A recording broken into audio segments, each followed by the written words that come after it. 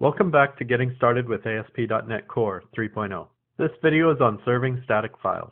Beyond just serving static files, we will also discuss directory browsing and default documents. So let's get started. Static files are stored within your project's root directory. The default location is www.root, but can be changed with the use webroot method. The default location is set by the webhost.createDefaultBuilder method. This can be found in program.cs. Line 21, webhost.createDefaultBuilder, sets the default location to www.root, but we can change that by adding a use webroot and specifying a string for the webroot. That's all there is to it. Now if we change the name of this directory from www.root to public and run our app, you can see that all of the images and all of the CSS, as well as all of the JavaScript, still remain. If we look at the source code for this page, you can see that the scripts are loaded from the lib directory and the JS directory. Static files are accessible relative to the web root, like this. We don't have to put /public/lib, it's just /lib. The CSS is the same way. Link href equals css/site.css and lib bootstrap dist css bootstrap.css. But there's one more step that's needed to serve files inside of the webroot, and that is app.useStaticFiles middleware.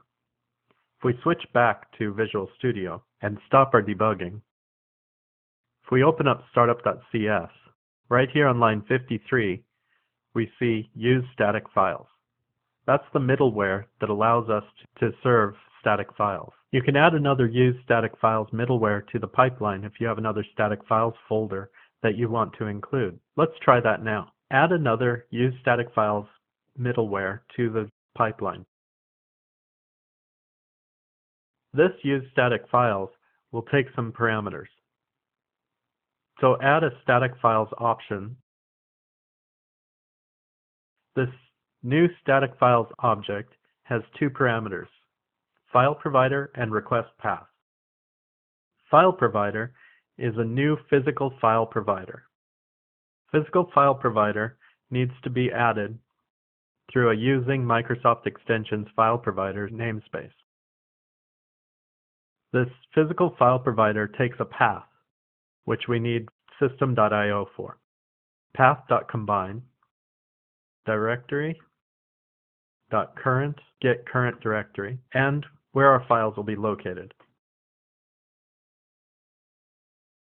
For example, a node modules folder. Beyond file provider, we also need a request path, which I'm going to call third party. That's all there is to it. Now let's create the node modules folder. And although this would be populated by npm or yarn in real applications, we're just going to copy our libs folder from the public folder into node module to show that this works. Now we need to change everywhere that says /lib to /thirdparty/lib. So open up your views folder, and in the shared folder, open up layout.cshtml. In layout.cshtml, search for /lib and replace it with /thirdparty/lib. Now press F5 and launch our app. That's all there is to it. The CSS still works, and the JavaScript still works. The About page still works, and the contact page is still our JSON string from earlier. The next topic we're going to look at is directory browsing. By default, and for security reasons, directory browsing is disabled, but enabling it is quite easy. Let's take a look at how to do this. In our public folder, we have an images folder. And let's say we wanted users to browse through these images. Well, that's quite easy. Let's open up our startup.cs file and close the Explorer window to give us some more room. After line 64, we want to add app.useDirectoryBrowser. Use Directory Browser takes directory browser options. This object has two parameters, file provider and request path. File provider is a new physical file provider. This physical file provider, we will take our current directory path and combine it with public and images. That's all there is to it for file provider. Next, we want to tell the system where the user should request it from. That's the request path. And we're going to say my images. There's one last thing that we need to do to enable directory browsing. Back up in our configure services method, before add MVC, let's say services.addDirectoryBrowser.